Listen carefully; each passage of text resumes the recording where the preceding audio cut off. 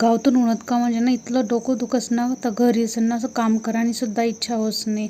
पण कामे तर करणंच पडते ना. आणि आता ही साडीवर तर बिलकुल कामे पटापट जमच नाही, म्हणून पटकन साडी सोडीशन ड्रेस घाललेलेस आणि लागस कामले. पुत्रदा एकादशी होती म्हणून साबुदाणा टाकेल होतात आणि ह्या भांडा थोडाफार घसरेली ना, बाकी सकाळले घसरसोत. कारण संध्याकाळले उन्हात म्हणून एवढा टाइम भेटणार नाही. आमले आवर आले आमने आईनी बाहेरनं खालनं सगळं साफसफाई करेली. पहिलेच पसारा धुना भरणा होई जायचे त्यांना. मामना भाऊ अजून भर कर राय ना पसारा करानी.